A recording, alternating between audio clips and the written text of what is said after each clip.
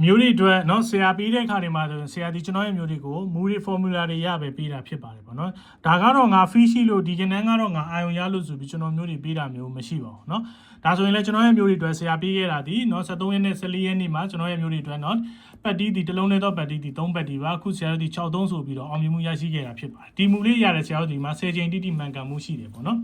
အဲ့တော့ကျွန်တော်ရဲ့မျိုးတွေအားလုံးပဲအောင်တဲ့မူလေးကိုဆရာတို့ဒီလိုမျိုး C2 မယ်ပြီးရင်ဆရာတို့ဒီမှာ63ဆိုပြီးတော့ဆရာတို့ရေးလိုက်ပါပြီဟုတ်လားအဲ့တော့ကျွန်တော်ရဲ့မျိုးတွေအားလုံးကဆရာကြီးကိုမိသားစုဖွဲ့ဝင်ခြင်းနေဆိုရင်တော့ဆရာရဲ့เนาะဒီ Viber ဖုန်းကနေပြီးတော့အဖွဲ့ဝင်ခြင်းလို့ပါဆိုပြီးစာပို့ပေးလိုက်ပါเนาะ83499299နဲ့699 286 258ကနေပို့ပေးလိုက်ပါရမှာတော့3လုံးခွေ4လုံးခွေမွေးကန်းနဲ့ပတ်တီးရမှာပေါ့เนาะဟုတ်ပြီဒီ